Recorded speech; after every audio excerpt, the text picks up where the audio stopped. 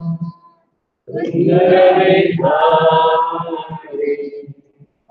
Radha Madhava Kunja Bihari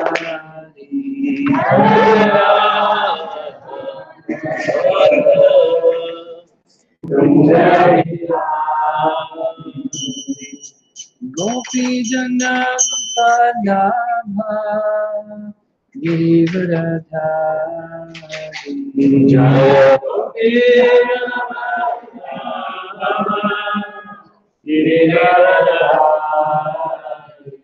Gopi Jana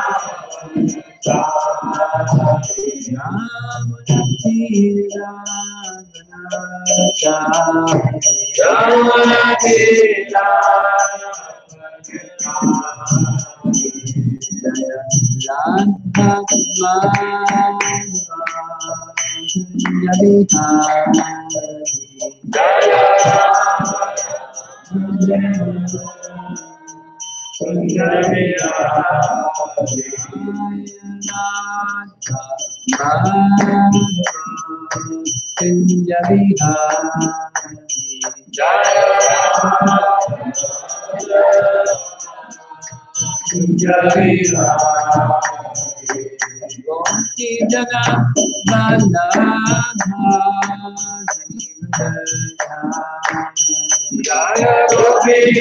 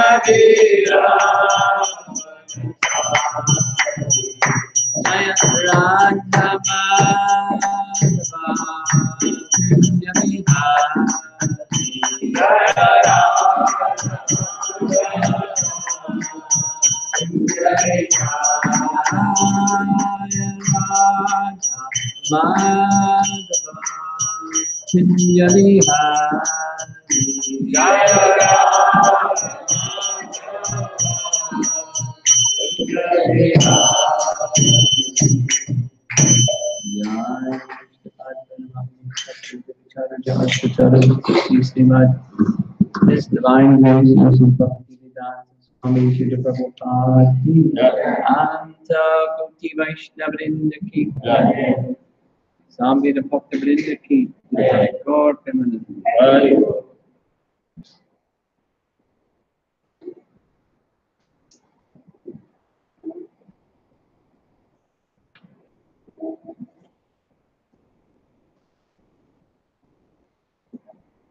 The final session on this topic of always remember Krishna, never forget Krishna. And something we should also never forget is that this process of bhakti is reciprocal. often we focus on what we do in restoring our relationship with Krishna or acting in our relationship with Krishna. But there's the other side, what Krishna does. Some of my favorite sections of the Bhagavad Gita and Srimad Bhagavatam, very confidential disclosure of when the devotee does such and such, what Krishna feels. And then what Krishna does because he's feeling a certain way. Very confidential.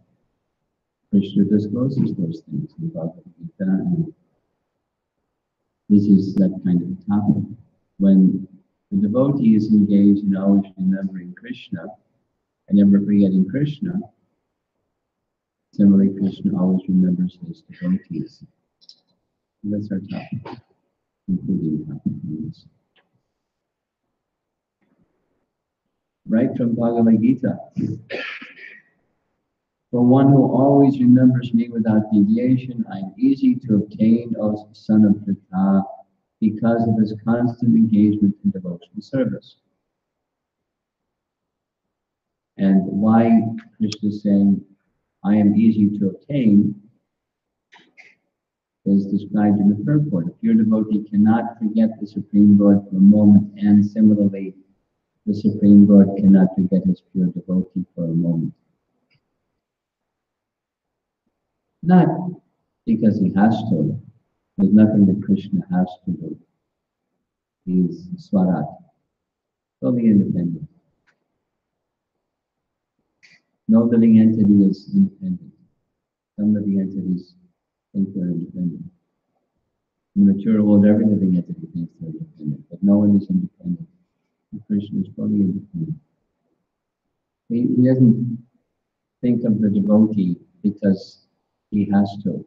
He thinks of the devotee in reciprocation with the love and devotion of the devotee. It's just his nature. So I'm going to point to a few examples from scripture where we know this is a fact. And one of them, a very prominent one, because there's a wonderful section in the 9th canto of the Bhagavatam describing Maharaj Ambarish. Maharaj Ambarish. Maharaj Ambarish was a topmost devotee. He was a Vaikuntha absorbed personality. His kingdom was as opulent as the spiritual world. It's described more opulent than the heavenly planets, opulent like the kingdom of God, and yet he had no attachment.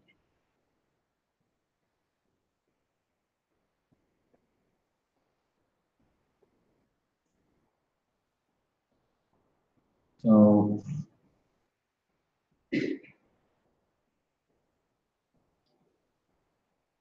there's many things. I won't just retell the whole chapter. But whatever he did as the king was for the benefit of his citizens, because he was self-satisfied. He did things for the upkeep and maintenance and well-being and auspiciousness of his citizens. That's the kind of king he was. And because he was like that, his citizens were prospering and flourishing, and everything was very, very nice. Still he was doing. So he had decided, among other things that he was doing for the welfare of his citizens, is he engaged in a 1 year long vrata for each Ekadasi day, very high level Ekadasi vrata. Doesn't give the details of what he did. But on the final Ekadasi, so Ekadasi number 24 out of the whole year, it was a very, very special one. And he was due to break Ekadasi on the Dwadasi day. And as we know, we should know, that it's important that you break Ekadasi during the right period of time, the right Sunday. Because if you do not, then the benefit for having observed Ekadasi will not accrue. So he was breaking this final Ekadasi. The purpose of the benefit was to go to his citizens. It wasn't something for himself. And when the time to break the Ekadasi came, lo and behold, divine arrangement, Durvasa Muni came. And many people are afraid of Durvasa Muni, but Maharaj Ambarish understood he's a great Brahmana. And when a holy person comes, when there's a time for a particular function, it makes the auspiciousness of that function even enhanced and greater. He was very happy, and made this gesture to Durvasa Muni, I'm about to break the fast from this year-long Ekadasi Vrata, but it would be a great honor if you would break the fast first, which was appropriate, and Durvasa Muni was pleased. That I'd be happy to break the fast, but before breaking the fast, I have to take my morning bath. And so he went to take his morning bath. And he took a long time because he was meditating on the impersonal Supreme, and that can take a long time. And time was running out to break the fast.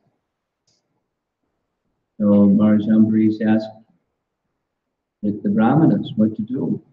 I have to break the fast, but I can't break the fast before Durvasa Muni. That would be disrespectful. So Brahmanas are very tricky. I'll share with you another one in just a moment. They said, there's a way to break the fast and not break the fast at the same time. You're worshipping your deity of Krishna every morning because he was a Krishna Bhakta. He had a Krishna deity and he worshipped the Krishna Bhakta, Krishna altar. You perform the Abhishek for your Krishna deity. Just take a few drops of the Abhishek, Charnamrita, and place in the palm of your hand and sip those 3 drops, and it's like breaking the fast, but not breaking the fast.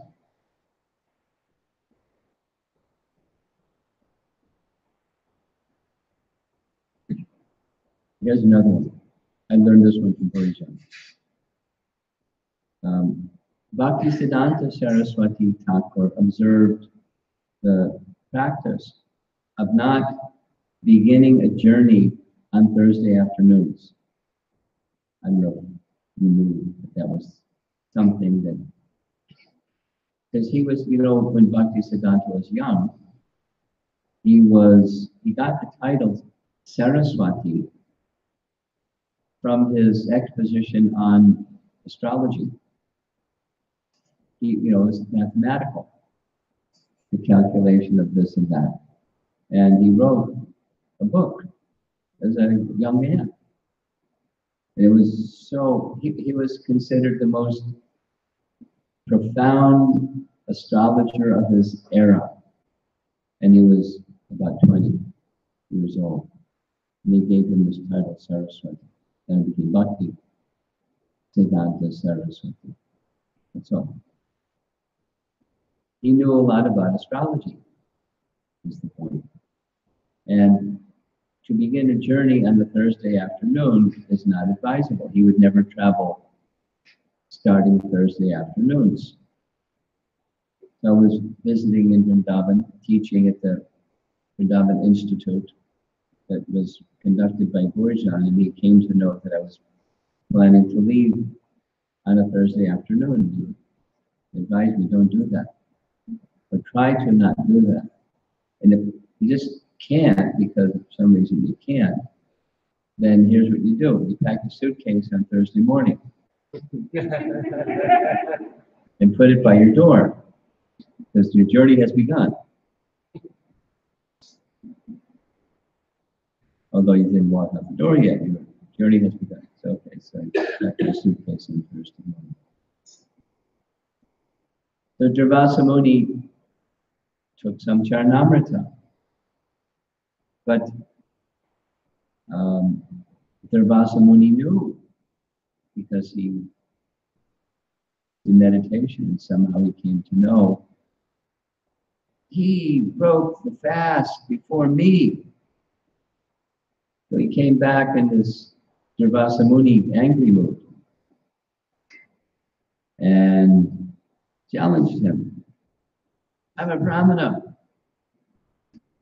and you promised me, you're a king, you promised me that you broke the fast first. And he became very angry. So he took a bunch of hair and yanked some hair from his head and dashed it to the ground with a mantra, invoking this fiery demon, and pointed at Durvasa Muni. Kill him. There's another painting. Doesn't look like a fiery demon, but I wouldn't want to run into that lady. There's his bunch of hair in his hand.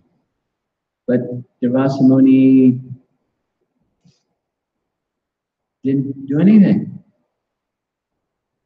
Now, supposing that happened to you, or supposing, somebody takes cartels and throws them at you. You don't have to think about it. Your hands go up, because the arms protect the body. And your mind's going to think something. The Bhagavatam says, his arms didn't move, his legs didn't move, his mind didn't move. Because he was fixed in absorption and devotion to Krishna. Now, he could have done something, but he didn't. Earlier in the chapter, it's described that he was so dear to Lord Vishnu that Vishnu expanded his Sudarshan Chakra, told his Sudarshan Chakra, stand by the side of Maharaj Ambarish and always protect him. So when this fiery demon came at Maharaj Ambarish, who didn't move, Sudarshan did. And Sudarshan annihilated the fiery demon. And after the fiery demon was annihilated, the Sudarshan started pursuing Durvasa Muni. Now, Durvasa Muni was a mystic, so he was able to go here and there. And he went to the abode of Lord Brahma, the abode of Lord Shiva, and appealed to them, oh, the Sudarshan Chakra is after me. And they said, this is the chakra of Lord Vishnu, and we're servants of Lord Vishnu. We can't do anything against Lord Vishnu's will. You have to go to Lord Vishnu. Now, where does Lord Vishnu reside? He resides in the spiritual world. Doesn't reside in the eternal world. But there's one of the planets in this universe is a spiritual planet called Sweta Dvipa, White Island, literally. The island of Sweta Dvipa. And he went all the way to Sweta Dvipa. He was exceptional. He was able to enter into Sweta Dvipa. And when he entered into Sweta Dvipa, he came before Lord Vishnu and appealed to Lord Vishnu. Please forgive me. I made a big offense to your devotee, Durvasa, Maharaj Ambarish. I didn't recognize who he was. I was envious. I was thinking, I'm a Brahmana, and he's a Kshatriya, but he's being honored more than me. And I couldn't take it. So I became angry. I didn't recognize he's greater, much greater than me. So please forgive me. And by the way, please withdraw your Sudarshan chakra. Very hot.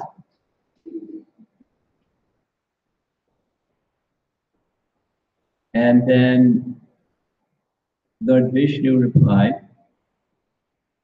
Sadhava hridayam mayam sadhunam hridayam vaham mad anyate na jananti naham kevyo managapi. I'm going to read, actually going back a few verses. This is text number 68. I'm going to go back to 63. They're very nice. Just quickly read the translation of the verses. So this is Lord Vishnu responding to Durvasa Muni. And it's describing what he, Lord Vishnu, feels towards his devotee, Maharaj Ambarish, or towards any of his pure devotees.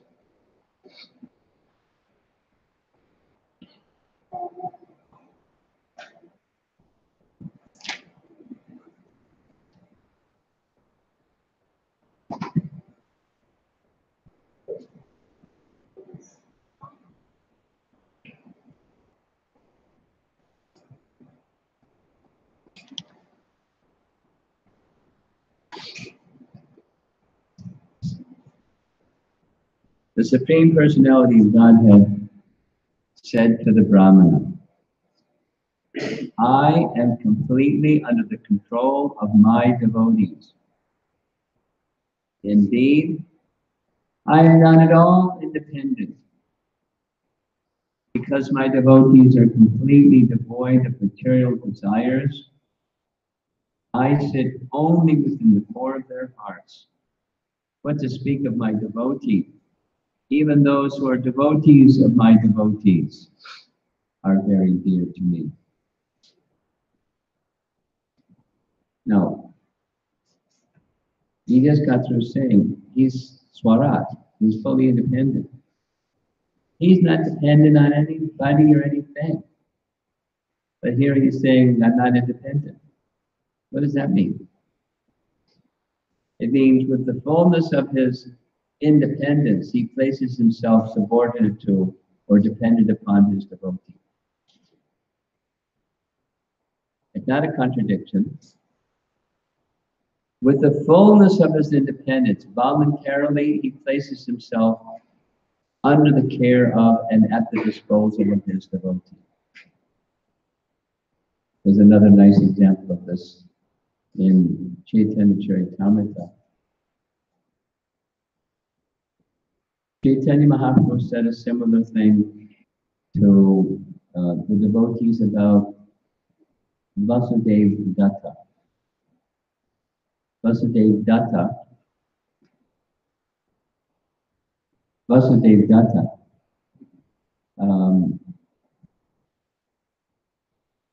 was a wealthy Vaishnav. He lives in Navadvip, lived in Mamgachi. You can visit his place in Mamgachi. And he was very charitable with his wealth. He was so charitable with his wealth that whatever money he received during the day, he would give it away before the end of the day. And it was a little problematic because he had a family. And his family was without necessities because he was so charitable. So Lord Chaitanya told him, Vasudev Datta, you're not very good at finances. So I'm placing Shivananda's saying in charge of your finances. He'll look after your finances. You can't give away money without Shivananda Singh's approval. So you can look after your family. Because he was so kindly disposed with whatever he had. So one time when visiting Chaitanya Mahaprabhu in Jagannath Puri, he made an appeal and very astounding appeal. He said, I wish my prayer, my only prayer to you is, will you please deliver all living entities in the entire universe, not just my family members, or my son or daughter, or my uncle, or my grandfather, or something. All living entities in the universe. And if you think that they're too sinful, then transfer all of those sinful reactions to me, and I'll, birth after birth after birth, endure those sinful reactions, but please deliver them from this material existence to your abode, to the spiritual world. Because he saw him as the Supreme Lord. Chaitanya Mahaprabhu said, Vasudeva, you have purchased me. He used that language, it's translated that way. You have purchased me. I declare to everybody, I'll say it again and again, I am the property of Vasudeva Datta. He can sell me for whatever price he likes. Let me say it again, and he would say it again. I declare it again and again. I am the property of Vasudeva Datta. He can sell me at any price, whatever he likes. No, nobody sells somebody. That's slavery. But I am the slave. And to the degree that he can do with me whatever he likes, he can sell me. Sell me, in one sense, means he can give my mercy to whoever he likes. Because he is this exalted personality that has such compassion. And so when someone has such compassion, what does Mahaprabhu feel about such a person? He's Mahavadanyaya, and he can give me to whoever he likes. The most magnificent Lord Chaitanya is at the disposal of Vasudeva Datta. It's the same idea as what's being said here.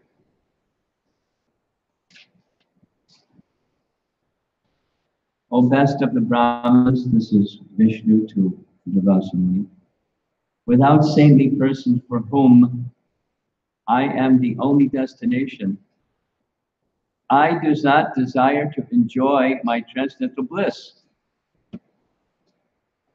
and my supreme opulences. Now, that sounds like a contradiction too. I don't desire to enjoy my transcendental bliss. But bliss is enjoyment. My happiness is not my enjoyment. My happiness is my devotees. Enjoyment. Their well-being. That's my happiness. It's like a parent, a loving parent. Their happiness is the well-being of their dependent. And especially amongst the Supreme Lord's dependent devotee, that's his happiness. I don't desire to enjoy separate from that happiness. My opulences, my bliss, meaningless.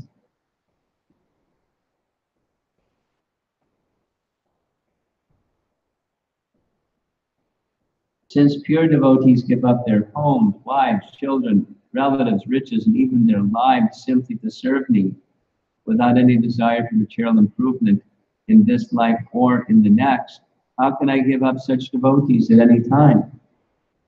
No. No one's asking him to give up his devotees. But he's making it the statement, I can't.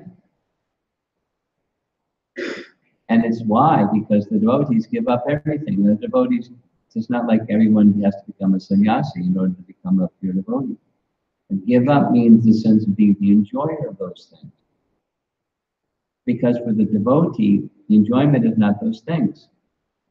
Maharaj Ambarish, he had those things, and he didn't consider them important. He engaged them in the service of the Lord, but he wasn't attached to those things. He had a vast treasury, and he used his vast treasury in service to the Lord, serving the Lord by serving his citizens because he was a king. He wasn't a renunciate, he wasn't a sannyasi, but he was the absolutely detached person. In that sense, give up. And those who dedicate everything to the Lord's service, how could the Lord ever forget that? That's our good topic for this evening. How could I ever give up such devotee at any time? How could I forget them? And how can a loving parent forget their child? The child may be over there or over there. You don't forget.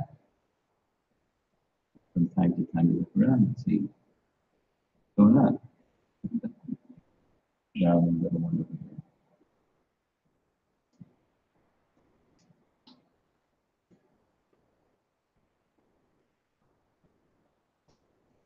As a chaste woman brings their gentle husbands, not all husbands are gentle,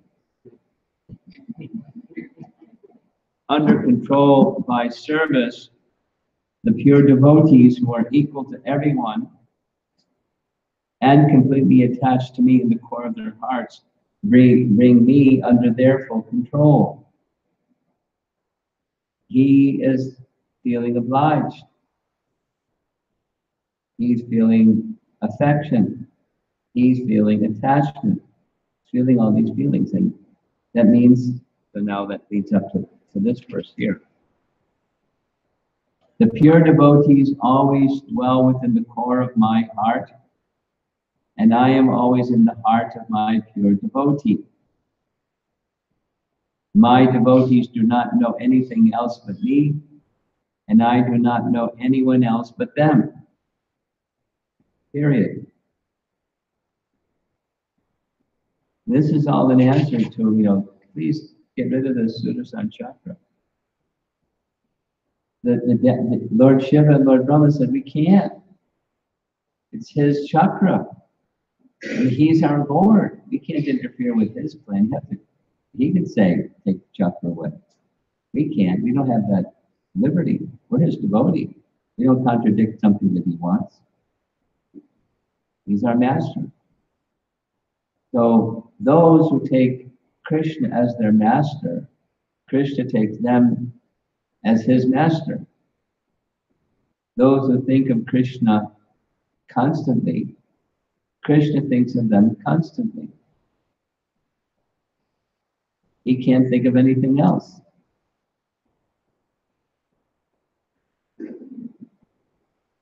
Well, we're going to go from Vaikuntha and go up a little bit from Vaikuntha. Here's the phrase, the pure devotee is always within the core of my heart, and I am always in the heart of the pure devotee. My devotees do not know anything else but me, and I do not know anyone else but them. Here's the phrase. Sadhava hridayam mayam. Sadhunam hridayam svaham. So that's Maharaj Ambarish and Lord Vishnu. Now here's, outside of Vrindavan, here's another exalted devotee, Grandfather Bhishma. Some of you are familiar, in Mahabharata, there's a section of Mahabharata where the 1,000 names of Vishnu are recited. And one of those 1,000 names is Vasumana. Vasumana. And Baladev Vidyabhusan, one of our great acharyas, he made a commentary on those 1,000 names of Vishnu. And the commentary on this Vasumana goes like this. One time, when Krishna was visiting in Hastinapur,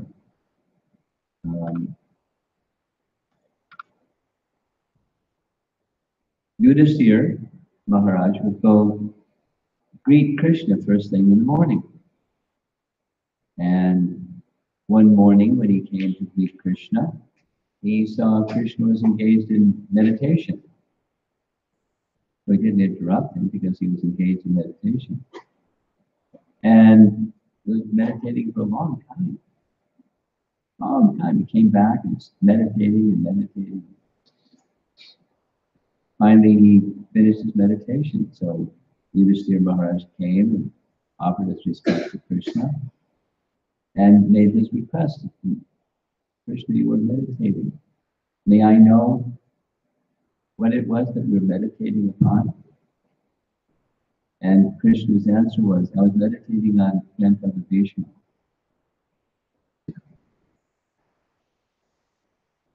Greatly afflicted and lying on the bed of arrows, Bhishma Dev remembered me at the last stage of his life.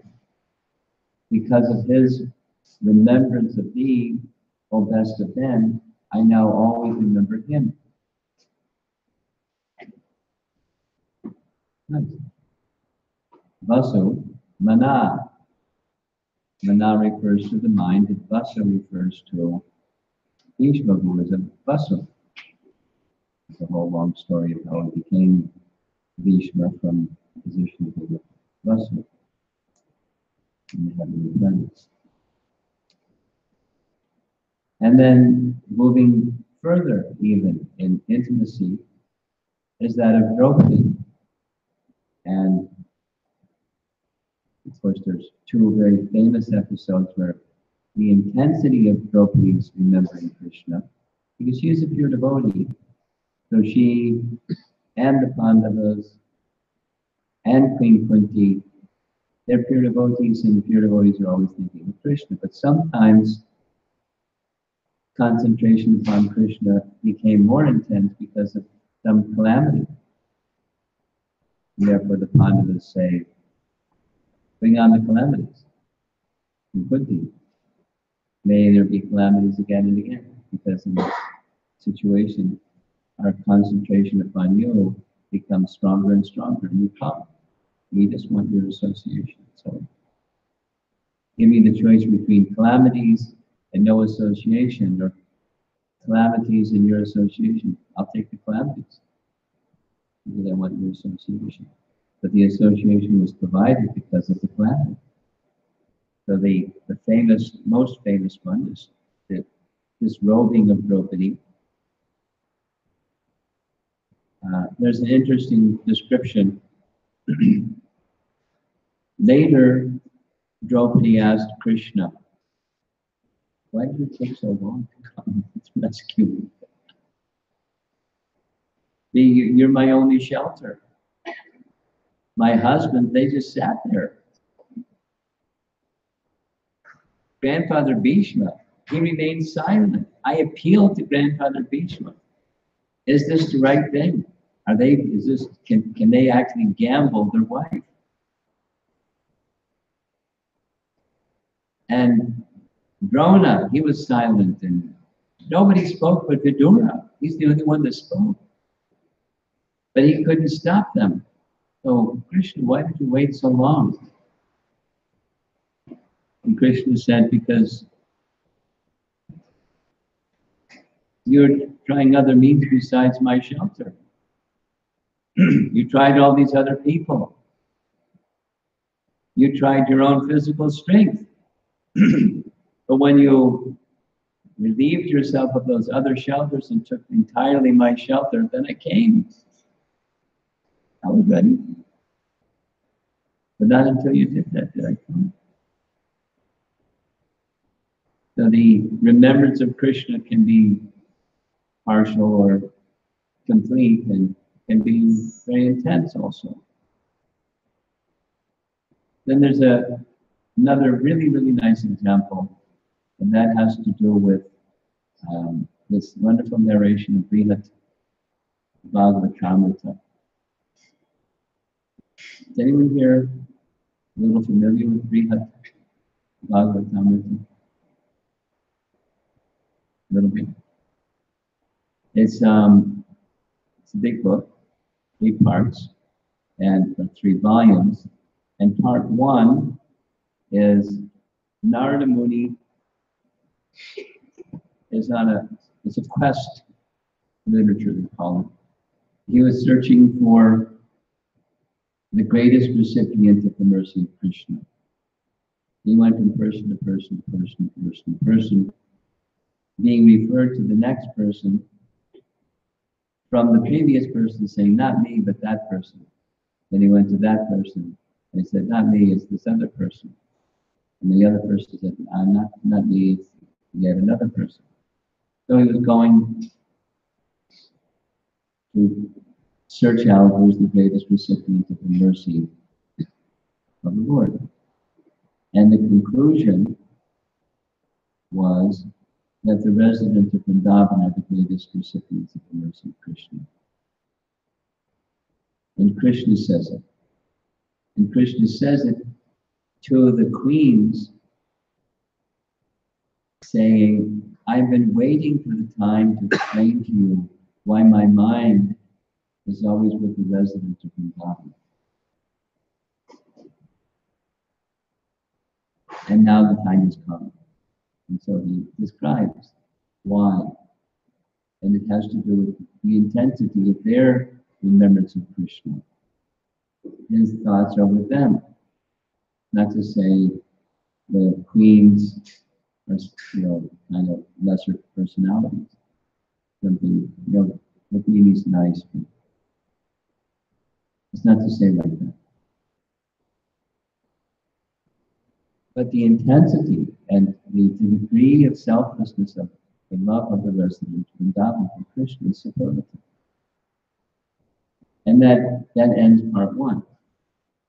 And then part 2 begins by saying this is all warm-up, or what the real message is. It's like a background, kind of preliminary. And so the second part is 2 volumes, and it's the storyline is there's a young boy from Vrindavan named Gopa Kumar.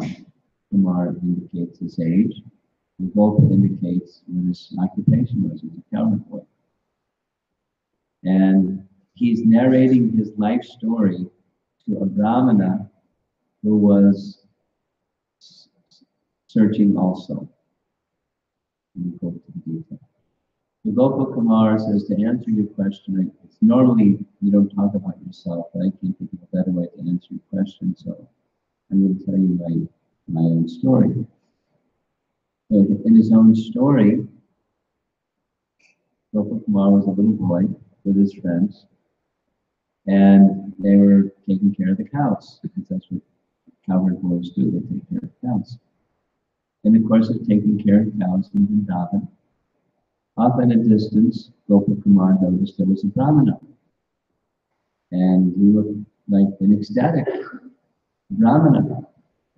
And so he was attracted to this Brahmana, and whenever circumstance permitted, he would go before the Brahmana and sit and hear from him, and the Brahmana would describe things. And he gradually became attached to the Brahmana. The Brahmana became attached to him. And so one day, a little boy, he asked the Brahmana, can you give me mantra and diksha? And the Brahmana said, yes. You go take your bath in the river Jamuna, come back, and I'll give you mantra and diksha. And as he gave the mantra, just giving the mantra made him so ecstatic, he lost external consciousness. And when he regained his external consciousness, he just wandered off. Didn't tell Gopa Kumar anything about anything. About should he chant the mantra aloud or silently? Should he chant it at certain times of the day? Should he? No instruction, just gave him the mantra. But he was told this mantra will bestow upon you all desirable things, just like we hear about the mantra that we have. And so he becomes attached to fulfilling the wish of his spiritual master, the mantra guru, that he would achieve all desirable things. He doesn't even know what all desirable things are. But the presiding deity of his mantra was Madan Gopal. By the way, two things.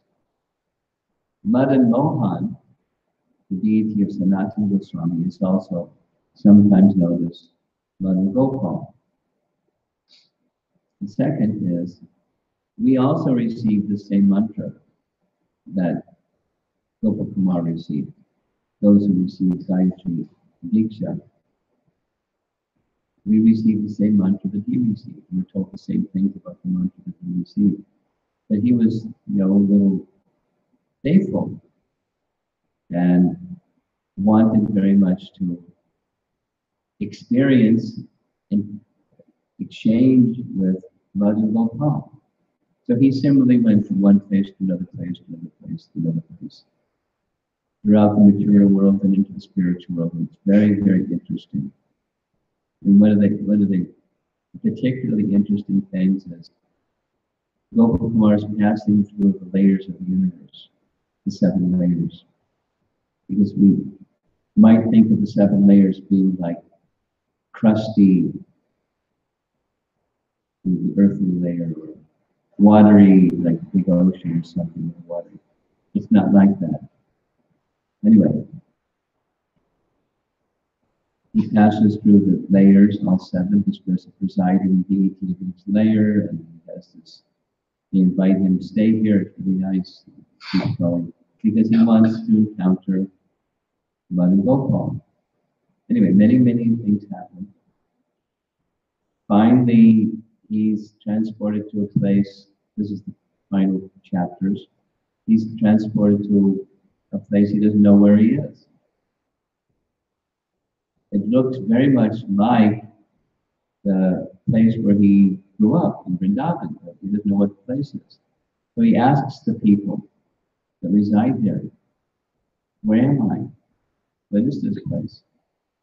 And who's in charge here? And they won't talk to him. He doesn't know, have I offended people, or maybe they're rude, or what's that? He's very puzzled. Finally, an old lady answers, and this is Goloka Vrindavan. And the presiding personality is Krishna. And the reason no one is talking to you is because they're beside themselves with the pain of separation. They can't even respond to you if they wanted to. And for me to respond to you is also very difficult. That's why no one's talking to you manually. But see over there in the distance, you see that dust in the air? That's Krishna is now coming back. It's that time of day. And you see all the residents of Vrindavan running in the direction of where the dust is coming from. That's because they want to meet Krishna. You go and you'll see who's in charge here. Krishna. It's really beautiful description. I'm just doing it kind of simple. It's really beautiful description. So Gopakumar starts going in that direction. He sees the people running, so he starts running. And after seeing just the dust, he starts to see the forms of the cows because they're raising the dust. And then he sees some cowherd boys. And amongst the cowherd boys, he finally sees Krishna and Balaram.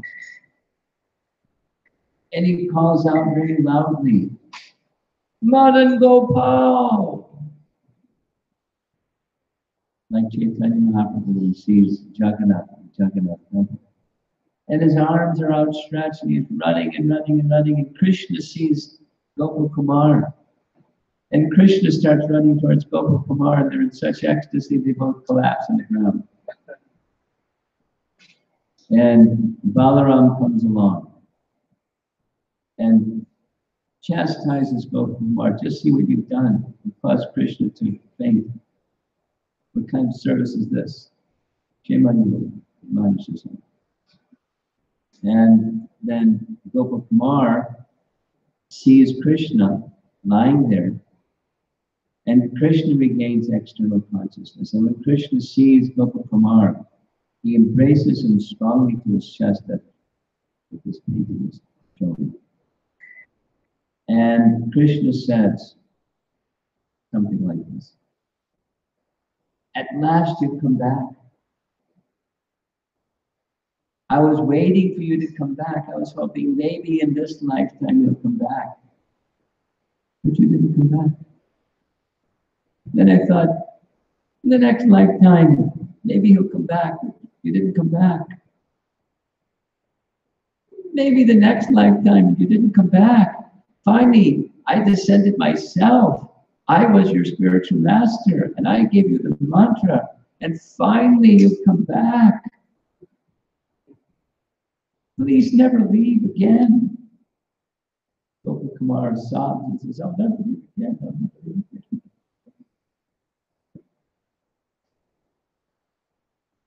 Prabhupada has taught us Krishna is more desirous for us to return to the spiritual world than we are to return to the spiritual world. We take one step towards Krishna, he takes 100 steps towards us. So our always remember Krishna, never forget Krishna is tiny compared to Krishna's always remembering his devotee. He has such love for his devotee.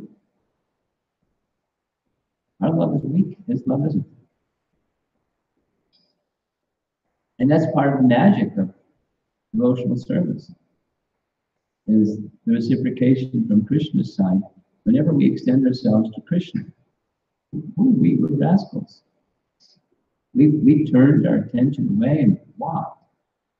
And for how many lifetimes have we been in ignorance, ignoring Krishna? Now we're turning back to Krishna and wanted to restore itself quickly. We have a lot to pay for all of our mistakes. But Krishna is very kind anyways. And he helps us. So we're learning in this, always remember Krishna, never forget Krishna. Krishna wants us, he doesn't need anything. He doesn't need our anything. He doesn't need us to remember him. He doesn't need anything. He's fully independent. But he's a loving person. It's his nature. And when there's love for him, even a little, he reciprocates hundreds of times. This is the nature of the person who we're trying to always remember. And he'll be thinking of us. It's part of the thing of crossing the threshold of chanting attentively when we're prone to be distracted in our chanting is this understanding. Krishna is there. Jiva Goswami says like this, it's very nice. When we call Krishna's name, even you just say the first syllable, Krishna becomes attractive. And he's there.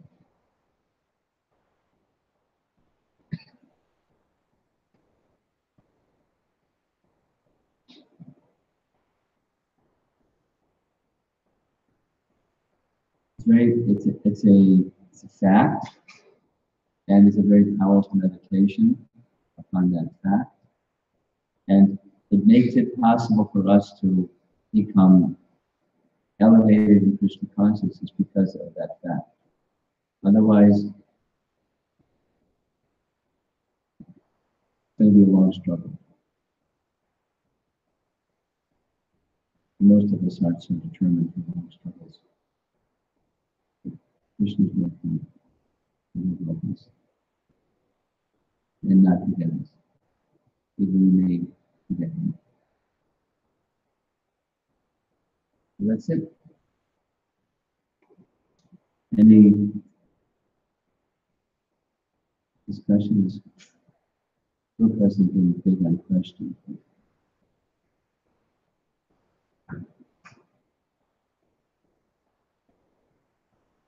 Yeah.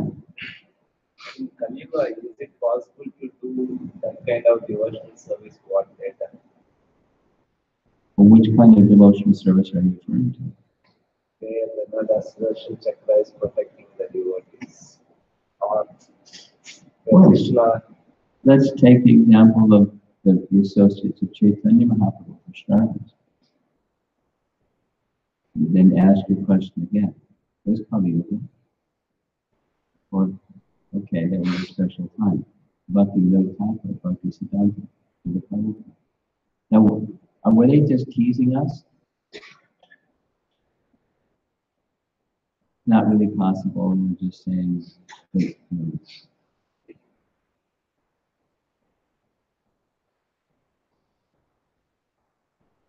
greater than our imagination is Krishna's mercy.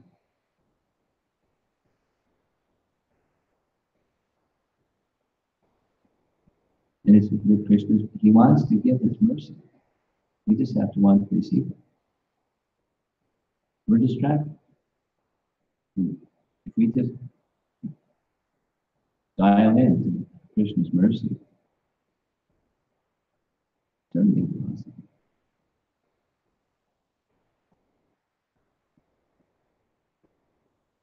We have to qualify ourselves, yes, but we can qualify ourselves. It's not a material qualification or a material disqualification. It's a desire to be connected.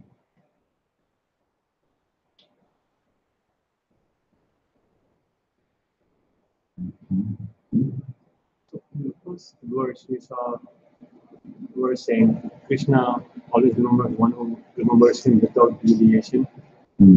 But look at my situation, I am 100% deviated. So I'm thinking, am I not at all in Krishna's remembrance, or how does that work without deviation? Well, a phrase that Prabhupada would use often is in proportion to. I mean, it's not like Krishna ignores us. Let's just say you have one child, but imagine in a family where there's many children. The parents aren't forgetting the child that's a little disobedient and a little, affection goes to all the children. Natural, loving parent, affection goes to all the children. So if someone goes a little strays away, they don't lose their affection. The relationship may, the reciprocation between them when they get strayed away and the parent, they take on a certain complexion and color, but it's, yeah. But the more that, say, Prabhupada's phrase, that child that feels particular affection and dependence upon the parent, naturally the parents have particular and special affection for that child. It's not wrong, it's natural. So, in proportion to.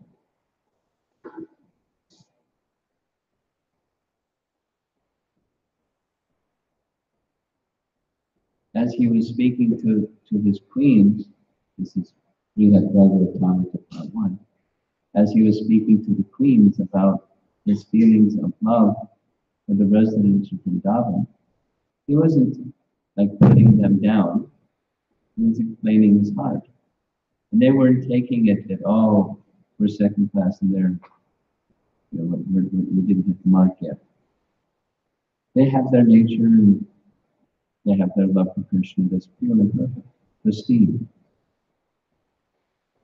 The nature of the love of the residents of Vrindavan is yet further exalted. In other words, there's no envy on that platform. So in Dwaraka, Krishna is thinking of the residents of Vrindavan, although he has affection for the residents of Dwaraka. There's different degrees in proportion to. Yes. very inspiring, very good. And as you were speaking, obviously first, the leader that I served remember was Ramanuja. And the word that fell out, Mother is the love of Mother is the Krishna, love for love, I love to find him. And as you what said, I mean, we take comfort, steps towards Krishna, Krishna is one, for them. But sometimes we don't always we feel like, oh, this is something for great devotees, few devotees, and then it's not allowed in this, it's not possible in this Kali Yoga, or in this time that we are living. However, I truly believe, and I have felt, that all of course I have no qualification of any kind. I mean, again, that's given the Krishna is there, has been manifested. What I did is take in my life from another means. But everyone is there. And sometimes when we are even trying to forget, it's much the Lord makes sure that that you know that He's there.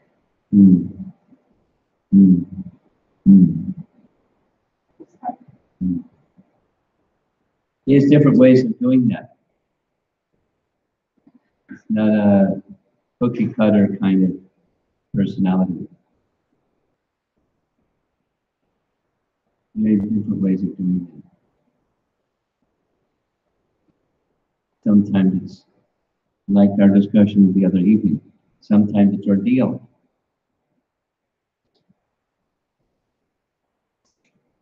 Sometimes it's this, sometimes it's that. Sometimes when you're least expecting it, I'm here. And then, so it's very kind. And lovely. Yeah. The discussion about probably like when Krishna said like you only call me at the last stage.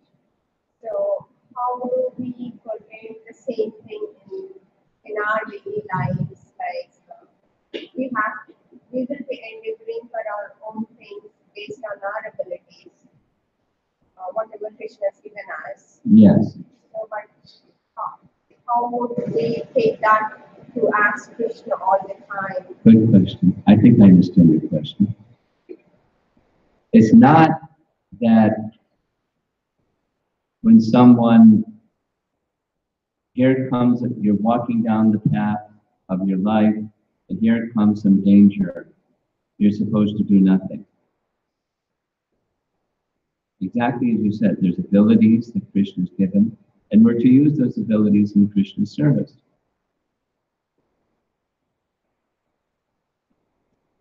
So the how to understand how to act in Krishna consciousness in everyday circumstances of life has everything to do with the purpose behind it, the objective behind it. So one objective is to protect yourself. Another objective is to please Krishna.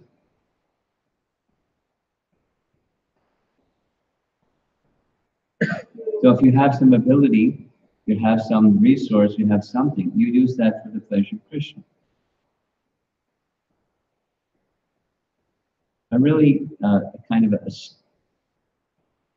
strong example of this, a startling example of this is Queen Kunti's prayers, where she prays. The detail is not the essence. The essence is the essence. So the detail is she's saying, please remove this attachment that I have from my sons and from my father's family in Dwarka, the Yadus and the Pandavas. She's not she's not hard-hearted. I want to have no feelings for my family members. She's not asking that. Vishwanath says it's not possible because they're dear to Krishna, and Krishna is pleased by them. So it's not possible for Kunti to ask, I have love for you, but I don't want to have love for them. It's not even possible. But what she's asking is that the material portion that leads to forgetfulness of Krishna, let that be removed. But Prabhupada says the same thing in a different way. It's the principle that I'm addressing. You take the abilities that you have, the emotions that you have, or whatever it is that you have, as part of your life that's mixed, devotional and material. That's our situation. We're in a mixed position. Directed towards Krishna's pleasure.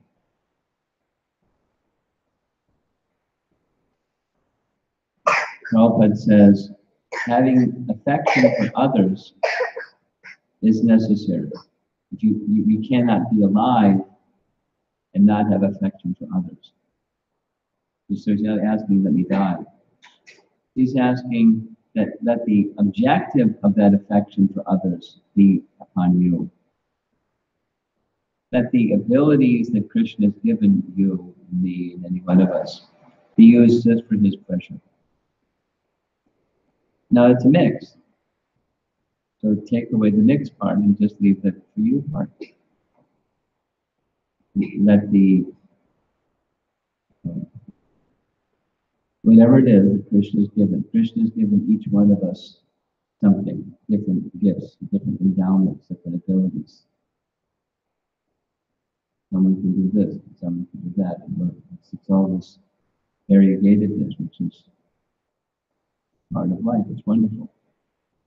Now, how to direct that to service to Krishna? And doing that in service to Krishna, you're mindful of Krishna. Because otherwise, if you're not mindful of, you're not thinking of, I'm serving of Krishna, what are you going to be thinking of? You're going to be thinking of yourself. You're self-centered.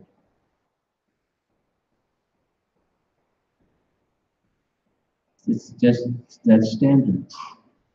And we're trying from the self-centered position to be Krishna Bhaktas. But we're stuck on the self-centeredness. So it's hard to move in the Krishna Bhakti realm. We want to, but we're stuck.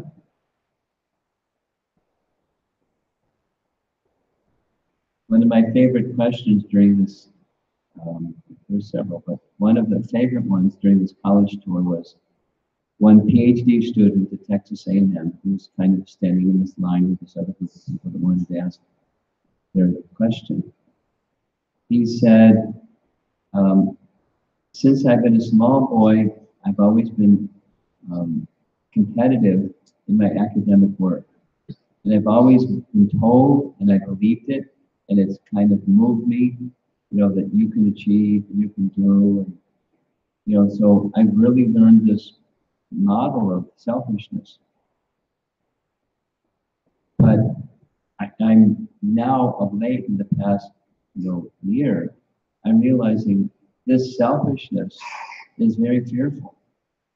It's a fearful position. It's not a position of happiness. Because when I achieve something, then it's not enough, and then I achieve that, and it's not enough. It's never enough. I'm never satisfied. Selfishness doesn't satisfy. And it's always fearful. Maybe maybe something will be taken. So how do I get beyond selfishness and fearfulness? It's a negative way of asking the same thing you're asking. We have to, we have to operate. We have to function. We can't just be paralyzed. And our conditioning is selfishness. We do stuff because it's for us. And we're relying upon the resources that Krishna has given. But we're not acknowledging Krishna. And we're not doing it for Krishna. So that's the part that has to change, the consciousness behind the for Krishna consciousness. And the for Krishna consciousness is service. unto Krishna. So we want to strengthen the service move. And we serve Krishna by serving Krishna's devotees. We start with our family members. We start, this expand the circle. We serve Krishna.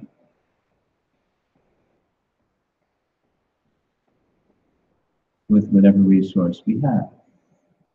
Let Krishna be pleased with each of the, and its services moment to moment.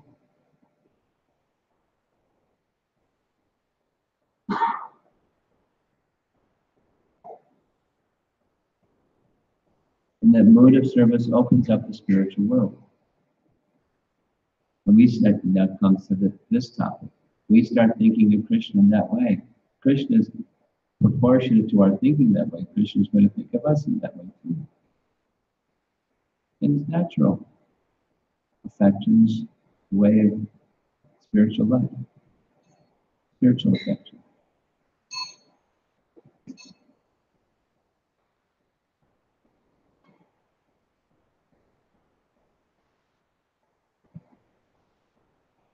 You're doing pretty good. You're a little restless, but not surprising. This is adult stuff, and you're hanging in there. Nice going. Yes. Maharaj, after coming into Krishna consciousness, we are able to give it out many things, following the four regulative principles, trying to be spiritual, trying to understand everything. But only one thing I'm unable to give it up is the financial one. The financial. Yeah. In the every month, certain portion I'll keep it for Krishna, some portion. Okay. That's But okay. still I'm getting that fear, and I'm not losing that fear every time, what happens tomorrow, how to protect myself. That I'm unable to, even though I remember the words of Krishna, I'll give what you lack and I'll protect what you have. But after, I always try to remember that sloka, but still I'm unable to give, the fear is always there for me. Are you saying that when you give a certain portion, you're fearful that I may need that portion for some emergency? No. No. You're saying just in a broad sense that I'm doing the things that I'm supposed to be doing, but there's insecurity about is everything going to work out in the end? Yeah, maybe on the financial part, On the financial. I'm unable to come out. Unable. Yeah.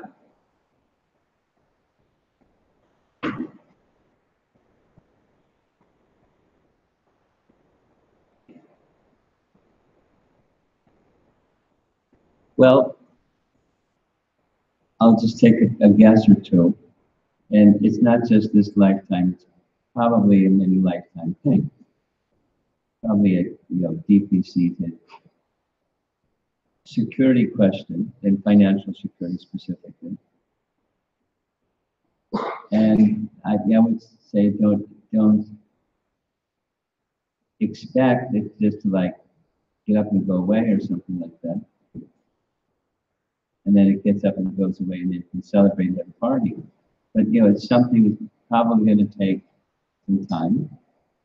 And so you just strengthen the other areas. This is a principle of counseling and a principle of spiritual life. Those areas where there is strength, do those areas very nicely. Make your Krishna connection really strong in those areas that you do well in, whatever those things are. And it's going to help lift the maturity of bhakti. It's going to help this other one and all other areas. And then as that strength comes, and strength is needed to overcome obstacles, you borrow from that strength and apply it over here. It's just a natural principle.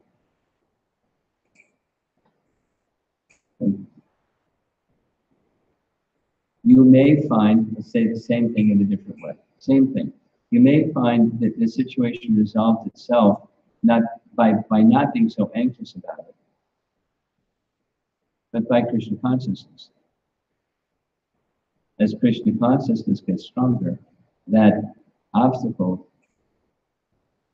diminishes.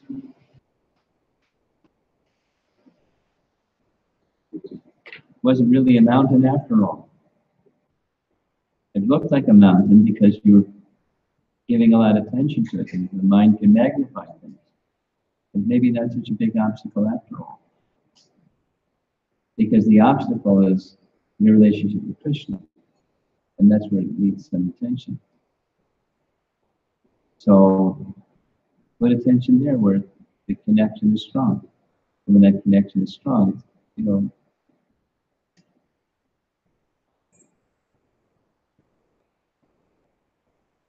and if it's really severe, if it just doesn't let go, then Krishna may show a special mercy and take you up by the heels and hold you upside down and bounce you a few times. You know,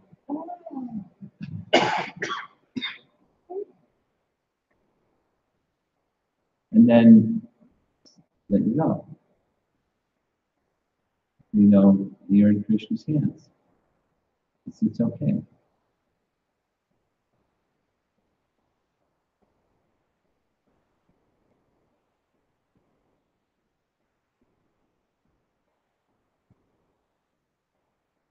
The greatest concern is not finance. The greatest concern is forgetting Krishna. So strengthen the remembrance of Krishna, the dependence upon Krishna. I understand what you're saying. That in the finance department, I have a problem feeling dependence upon Krishna because I don't know what's going to happen. Right? But Krishna is the maintainer. It's one of the 6 principles of surrender. Krishna is my Goptrite Varnam Tava. It's not me that's maintaining, it's Krishna that's maintaining. Anyway, so strengthen the other 5 and the relationships will get stronger. Yes? I grew up and we were talking very specifically about love.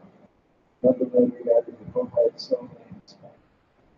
Your neighbor, as you said. Yeah. I I learned the same thing. I grew up in a Protestant family.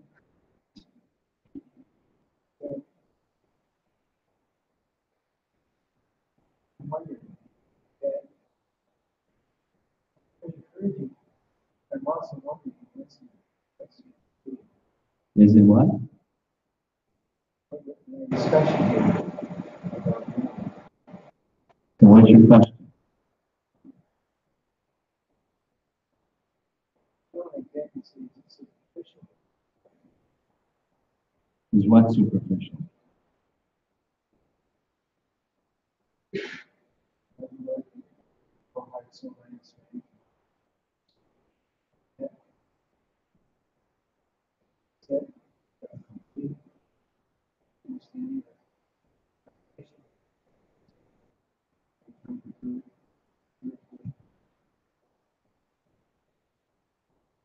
I hope you're really clear what you're asking because I'm not. Is anybody else really clear? He's saying that what he has heard it from previous. Yeah. I love the Lord with Yeah, your heart yeah, and yeah. soul. Is that a good foundation to understand this? Or That's what you're asking?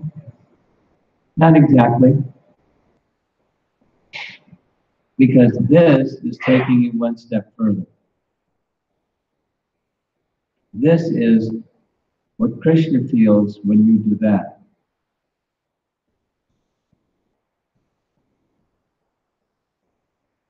Bhakti is a two-way street. Not just what we do, and God's this icon that you're to love. But this is what he feels when somebody does that.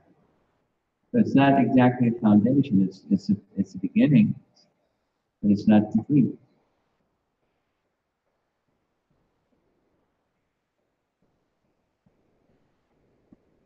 Yeah.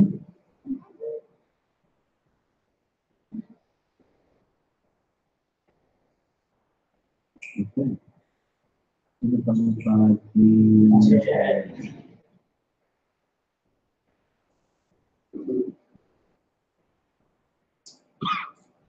His Holiness Romapad Swami Maharaj ki Jai.